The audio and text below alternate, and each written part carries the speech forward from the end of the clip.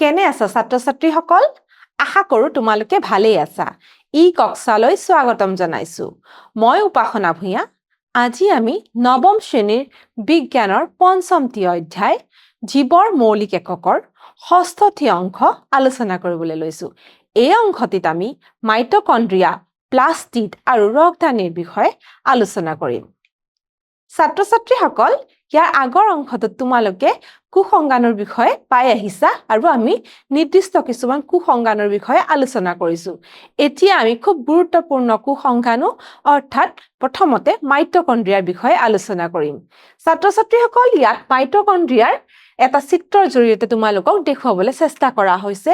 প্ৰথম এইফালে চোৱা, এইফালে হৈছে এটা কোষতনো মাইটকণ্ড্ৰিয়া কেনেকৈ থাকে তাক দেখাবলৈ চেষ্টা কৰা হৈছে এই অংশটোৰ জৰিয়তে। লগতে ইয়াত আকৌ পৃথকে মাইটকণ্ড্ৰিয়াটোৰ চিত্ৰ দেখুওৱা হৈছে।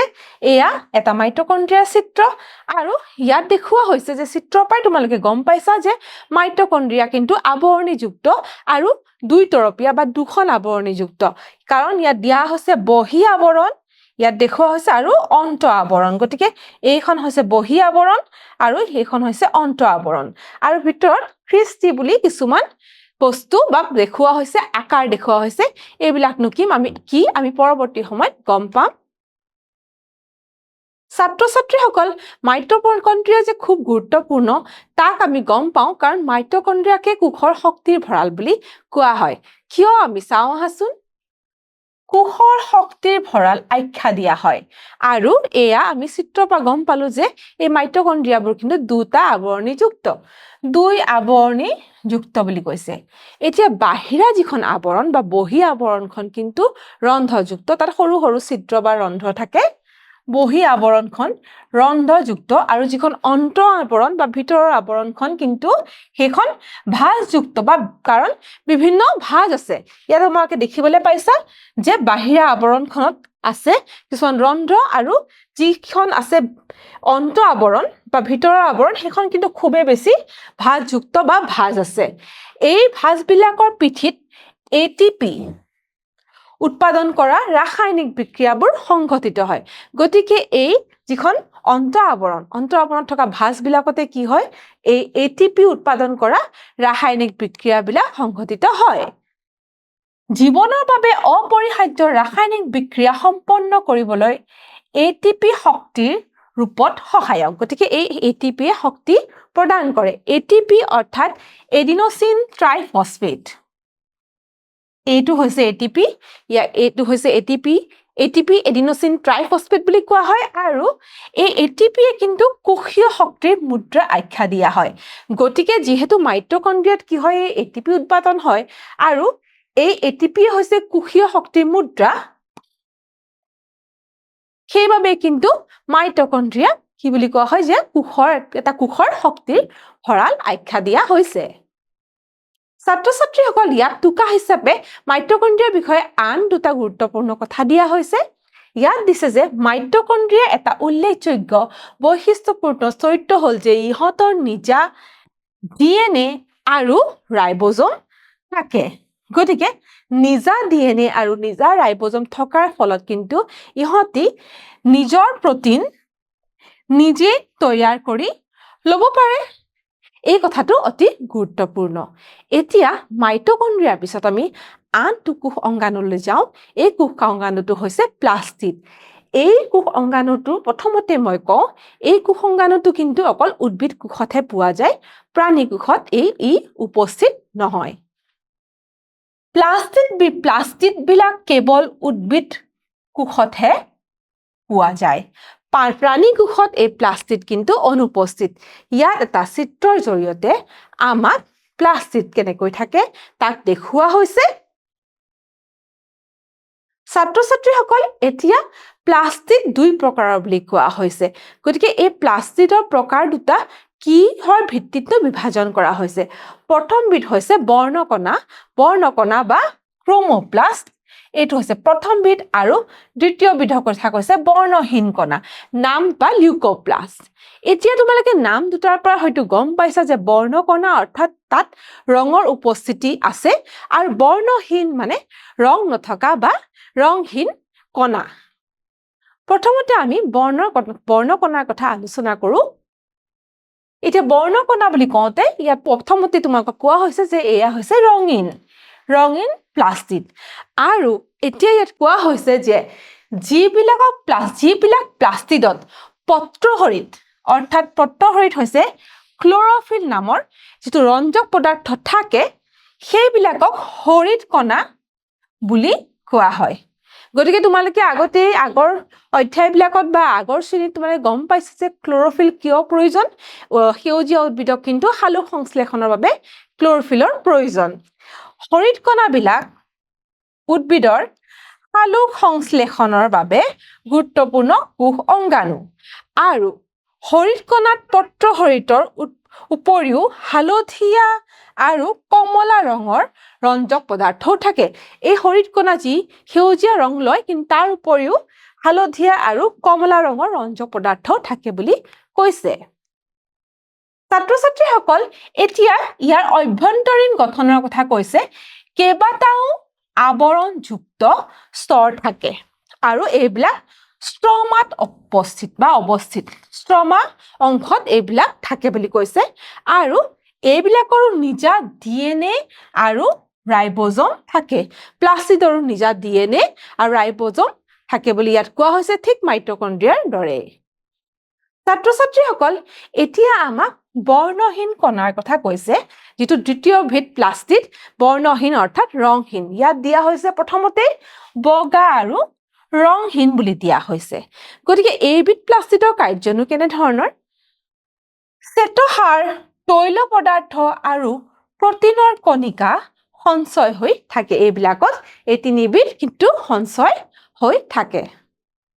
ছাত্ৰ-ছাত্ৰীসকল এতিয়া আমি ইয়াৰ পিছৰ বিধ কোষ অংগাণুৰ বিষয়ে আলোচনা কৰিবলৈ লৈছো সেই বিধৰ নাম হৈছে ৰক্তদানী বা ঋত্তিকা বুলিও কোৱা হয় ইয়াত দিছে ৰক্তদানী বা ঋত্তিকা এতিয়া ইয়াত দিয়া হৈছে ৰক্তদানী বা ঋত্তিকা বিলাক হল গোটা বা তৰল পদাৰ্থ সঞ্চয় কৰি ৰখা মোনা সদৃশ কোষ অংগাণু গতিকে গোটা বা তৰল পদাৰ্থ ইহঁতৰ মাজত সঞ্চয় ষ্ট'ৰ কৰি ৰাখিব পাৰে ইয়াত আমাক এটা কোষৰ ৰক্তদানীৰ আকাৰটো দেখুওৱা হৈছে ছাত্ৰ-ছাত্ৰীসকল এতিয়া আমাক কোৱা হৈছে যে এই ৰক্তদানী কিন্তু প্ৰাণী কোষ আৰু উদ্ভিদ কোষৰ ক্ষেত্ৰত দুইটা আকাৰত পৃথক এতিয়া প্ৰাণী কোষৰ ক্ষেত্ৰত এই ৰক্তদানী বা ঋত্তিকাৰ আকাৰ সৰু কিন্তু উদ্ভিদ কোষত কিন্তু ইয়াৰ আকাৰ যথেষ্ট ডাঙৰ প্ৰাণী কোষত ৰক্তদানীৰ আকাৰ সৰু কিহৰ ক্ষেত্ৰত প্ৰাণী কোষত কিন্তু উদ্ভিদ কোষৰ ক্ষেত্ৰত ৰক্তদানী যথেষ্ট ডাঙৰ এতিয়া এইফালে আমাক প্ৰাণী কোষৰ ৰক্তদানী দেখুওৱা হৈছে প্ৰাণী কোষৰ ৰক্তদানীবিলাক কিন্তু আকাৰত সৰু বুলি দিছে আনহাতে উদ্ভিদ কোষৰ ক্ষেত্ৰত দেখাইছে উদ্ভিদ কোষৰ ৰক্তদানী এই আকাৰ কিন্তু যথেষ্ট ডাঙৰ ছাত্ৰ-ছাত্ৰীসকল এতিয়া কিছুমান উদ্ভিদ কোষত কেন্দ্ৰীয় ৰক্তদানীটোৱে কোষটোৰ প্ৰায় 50-90% ঠাই আগুৰি ৰাখে বুলি কৈছে ইতিমধ্যে আমি কলো যে ৰক্তদানীটো কি হয় উদ্ভিদ কোষৰ ক্ষেত্ৰত যথেষ্ট ডাঙৰ গতিকে গোটেই যেটো কোষৰ কিছুমান ক্ষেত্ৰতহে 50-90% কিন্তু এই ঋত্তিকা বা ৰক্তদানীয়ে আৱৰি ৰাখে আৰু উদ্ভিদ কোষৰ ক্ষেত্ৰত কি হয় উদ্ভিদ কোষৰ ৰক্তদানীটো কোষৰসেৰে পৰিপূৰ্ণ হৈ থাকে আৰু ইয়াৰ দ্বাৰা কোষটোক স্ফীত আৰু দৃঢ় হৈ থকাত সহায় কৰে গতিকে এই ৰক্তদানীটোৱে কোষটোক যি দৃঢ় হৈ থকাত দৃঢ়তা প্ৰদান কৰে আৰু লগতে সঞ্চিত পদাৰ্থবিলাক হ'ল এমিনো এচিড শৰ্কৰা আৰু কিছুমান প্ৰটিন গতিকে এই ৰক্তদানীবিলাকত কিন্তু যিবিলাক পদাৰ্থ সঞ্চয় হৈ থাকে এই তিনিবিধ যেনেকৈ এমিনো এচিড হৈ থাকে প্ৰটিন আৰু শৰ্কৰা সঞ্চয় হৈ থাকে বুলি কোৱা হৈছে ছাত্ৰ-ছাত্ৰীসকল এককোষী জীৱৰ ক্ষেত্ৰত কি হয় এককোষী জীৱৰ ক্ষেত্ৰত আমি আলোচনা কৰিব লাগিব এমিবাৰ কথা এতিয়া এককোষী জীৱৰ ক্ষেত্ৰত এমিবাৰ ক্ষেত্ৰত আমি কথা এটা আলোচনা কৰিবলৈ লৈছো এই ৰক্তদানীৰ লগতে জড়িত এমিবাই যেতিয়া খাদ্য ভক্ষণ কৰে এমিবাৰ খাদ্য ভক্ষণ কৰি যিবিলাক ৰক্তদানীত মজুত কৰি ৰাখে সেইবিলাকক কিন্তু খাদ্য ঋত্তিকা বা ফুড ভেকিউল বুলি কোৱা হয় লগতে অন্য কিছুমান এককোষী জীৱত এনে কেতবোৰ বিশেষ ৰক্তদানী থাকে যিবিলাকে কোষৰ অতিৰিক্ত পানী আৰু কিছুমান বৰ্জিত পদাৰ্থ উলিয়াই পঠোৱাত সহায় কৰে এতিয়া এমিবাৰ ক্ষেত্ৰত আমি কি পালো যে এমিবাই যে খাদ্য ভক্ষণ কৰে সেইবিলাক কিন্তু ফুড ভেকিউলত কিন্তু তাহাঁতি সঞ্চয় কৰি ৰাখে বা খাদ্য ঋতিকাত তাহাঁতি মজুত কৰি ৰাখে আনহাতে আন কিছুমান এককোষী জীৱত কি হয় যি অতিৰিক্ত পানী বা অলাগতিয়াল পানী বা যিবিলাক বৰ্জিত পদাৰ্থ কোষত যিবোৰ উৎপন্ন হয় সেইবিলাক কিন্তু আন কিছুমান এই ৰক্তদানী বা ঋতিকাৰ দ্বাৰা সিহঁতি বৰ্জন কৰে বা সিহঁতি উলিয়াই পঠোৱাত সহায় কৰে ছাত্ৰ ছাত্ৰীসকল এতিয়া আমি গম পালো যে কোষত নিৰ্দিষ্ট কোষ অংগাণু আছে কোষৰ নিৰ্দিষ্ট গঠনৰ দ্বাৰা নিৰ্দিষ্ট কাৰ্যসমূহ এতিয়া আমি ইতিমধ্যে এই অধ্যায়টোত গম পাই আহিছো যে বিভিন্ন কোষৰ বিভিন্ন তাহাঁতৰ আকাৰ আকৃতি বা গঠন থাকে সেই গঠনবোৰ প্ৰয়োজন হয় তাহাঁতি কৰা নিৰ্দিষ্ট কাৰ্যৰ কাৰণে আৰু সেই নিৰ্দিষ্ট গঠনেৰে সিহঁতি নিৰ্দিষ্ট কাৰ্য সম্পন্ন কৰাত সহায়ক হয় বা সহায় হয় এই ক্ষেত্ৰত নিৰ্দিষ্ট কাৰ্যসমূহ এনেধৰণৰ শ্বসন কাৰ্যত লিপ্ত হৈ থাকে কিছুমান হৈছে পুষ্টি সাধনৰ লগত লিপ্ত হৈ থাকে কিছুমানে আকৌ বৰ্জিত পদাৰ্থৰ নিষ্কাশনৰ লগত জড়িত হৈ থাকে আৰু কিছুমানে কি কৰে নতুন পদাৰ্থ যেনে প্ৰটিন উৎপাদনৰ লগত বা গঠনৰ লগত জড়িত হৈ থাকে ছাত্ৰ ছাত্ৰীসকল এতিয়ালৈকে আমি কোষৰ বিষয়ে যথেষ্ট ধাৰণা পালো কোষ অংগাণুবোৰৰ বিষয়ে কিন্তু আমি আলোচনা কৰিলো এতিয়া আমি এই চিত্ৰৰ দ্বাৰা উদ্ভিদ কোষ এটা আমি চাবলৈ যত্ন কৰো এতিয়া আমি বাহিৰৰ দিশৰ পৰা যদি চাই গৈ থাকো বা আমি নিৰীক্ষণ কৰি গৈ থাকো ঠিক বাহিৰৰ অংশটোতে বহি অংশতে আমি দেখিবলৈ পাম যে এয়া হৈছে কোষবেৰ কোষবেৰ এখন উপস্থিত থাকে আৰু কোষবেৰৰ ভিতৰতে থাকি যিখন আছে সেইখন আছে কোষাবৰণ তেনেকৈ এই চিত্ৰটো তোমালোকক দেখুওৱা হৈছে যে কোষ কেন্দ্ৰাবৰণ আছে আৰু এয়া হৈছে কোষ কেন্দ্ৰ আৰু কোষ কেন্দ্ৰক আৱৰি আছে কোষ কেন্দ্ৰাবৰণে তেনেকৈ আমি যিবিলাক কোষ অংগাণুৰ কথা আলোচনা কৰিছিলো সেই কোষ অংগাণুবোৰো কিন্তু ইয়াতে আছে কোন ঠাইত কোষ অংগাণুবোৰ সোমাই আছে কোষ পৰশত ইয়াতে কোষ পৰশৰ কথা কিন্তু দিয়া হৈছে আমি আলোচনা কৰা ইয়াৰ আগৰ অংশত আমি আলোচনা কৰিছিলো এয়া মিহি অন্তঃপৰশীয় জালিকা খহটা অন্তঃপৰশীয় জালিকা উপস্থিত আছে লগতে লাইসোজোম আছে আৰু আমি পাই অহাৰ দৰে আমি দেখিবলৈ পাইছো যে মাইটোকন্ড্ৰিয়া আৰু হৰিতকণা যিবিলাক আমি পালো এতিয়া প্লাষ্টিডৰ ক্ষেত্ৰত আৰু লগতে আমি গলজি সংঘও দেখিবলৈ পাইছো গতিকে এই সকলোবিলাক আমি এটা কোষত দেখিবলৈ পাওঁ লগতে ইয়াত ৰাইবোজমৰ কথাও দিয়া হৈছে গতিকে এইটো যিহেতু এটা উদ্ভিদ কোষ এই উদ্ভিদ কোষটোত উপস্থিত আছে কোষবেৰ আৰু লগতে হৰিতকণা বা যি প্লাষ্টিড সেয়া উপস্থিত আছে আৰু এই সকলোবোৰ কোষ অংগাণুৰে সৈতে কোষবেৰ কোষাবৰণ আৰু এই যে কোষ পৰশত বিভিন্ন কোষ অংগাণু হৈছে সেইবিলাকে এটা উদ্ভিদ কোষ গঠিত হৈছে এতিয়া আমি প্ৰাণী কোষ এটা চাবলৈ যত্ন কৰো এইটো ইয়াত তোমালোকক প্ৰাণী কোষ এটা দেখুওৱা হৈছে যিহেতু এইটো প্ৰাণী কোষ গতিকে ইয়াত কিন্তু কোষবেৰ নাই আমি পুনতে কোষাবৰণখন পাম কোষাবৰণ পোৱাৰ লগে লগে আমি লগতে ইয়াত বিভিন্ন কোষ কেন্দ্ৰ আমি দেখিবলৈ পাইছো কোষ পৰশো ইয়াতে আছে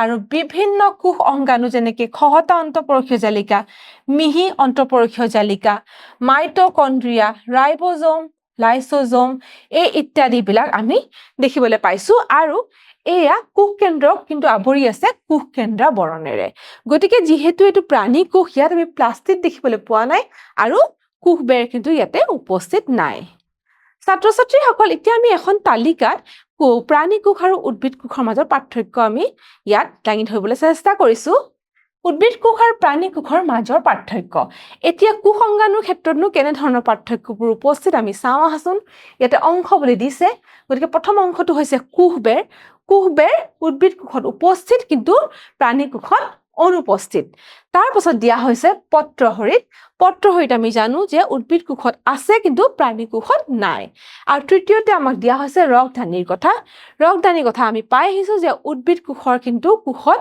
ৰসদানিৰ আকাৰ বৃহৎ বা ডাঙৰ কিন্তু প্ৰাণী কোষত কি হৈছে এই ৰসদানিৰ আকাৰটো সৰু ছাত্ৰ-ছাত্ৰীসকল আজি আমি আমাৰ এই অংশটোত বিভিন্ন কোষ-অংগাণু মূলতে 3টা কোষ-অংগাণু মাইটকণ্ড্ৰিয়া, প্লাস্টিড আৰু ৰক্তদানীৰ বিষয়ে আলোচনা কৰিলো আৰু উদ্ভিদ আৰু প্ৰাণী কোষৰ পাৰ্থক্য চাবলৈ যত্ন কৰিলো।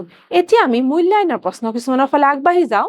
প্ৰথম প্ৰশ্নটো তোমালোকক সোধা হৈছে কোষৰ শক্তি কেন্দ্ৰটোক বোলা হয় কি বুলি কোৱা হয়? ইয়াক আমি জানো মাইটকণ্ড্ৰিয়া বুলি কোৱা হয়। ইয়াৰ পিছৰ প্ৰশ্নটোত আছে পত্ৰশৰীত সহায়ক কোনটো কাৰ্যত? আমি জানো যে সালোক সংশ্লেষণত পত্ৰশৰীত সহায়ক। তৃতীয়টো প্ৰশ্নলৈ যাওঁ। ইয়াত সোধা হৈছে প্ৰাণী কোষৰ ৰক্তদানীবিলাক আকাৰত আমি জানো এয়া সৰু। চতুৰ্থটো প্ৰশ্ন চাওঁ। চতুৰ্থটো প্ৰশ্নত আমাক সোধা হৈছে বৰণহীন কণা হ'ল ডেশ আৰু ডেশ। আমি জানো যে বৰণহীন কণা বগা আৰু ৰংহীন। এতিয়া ইয়াৰ পিছৰ প্ৰশ্নটোলৈ যাওঁ। ইয়াৰ পিছৰ প্ৰশ্নটোত আমাক সোধা হৈছে এককোষী জীৱৰ বিশেষ ৰক্তদানীয়ে কোষৰ অতিৰিক্ত পানী আৰু কিছুমান বৰ্জিত পদাৰ্থ আঁতৰোৱাত সহায় কৰে। হয়, এইটো আমি এই অংশটিত পাই আহিছো। এইটো একেবাৰে শুদ্ধ কথা। 6 নম্বৰটো প্ৰশ্ন অৰ্থাৎ আমি শেষৰটো প্ৰশ্ন চাওঁ। ইয়াত তোমালোকক সোধা হৈছে বৰ্ণকণা হৈছে ৰঙীন প্লাস্টিড। হয়, বৰ্ণকণা তাৰ নামটোৰ পৰা আমি জানো, আমি পাই আহিছো যে এইটো ৰঙীন প্লাস্টিড। এইটো একেবাৰে শুদ্ধ। ছাত্ৰ-ছাত্ৰীসকল আজি আমি আমাৰ এই অংশটোত কোষ অংগাণু অৰ্থাৎ মাইটকণ্ড্ৰিয়া, প্লাস্টিড আৰু ৰক্তদানীৰ বিষয়ে আলোচনা কৰিলো। লগতে আমি মূল্যায়নৰ প্ৰশ্ন কিছুমানো কৰিলো। আজি আমাৰ এই অংশটো ইয়াতে সমাপ্ত হ'ল। আজিলৈ আহোঁ। ধন্যবাদ।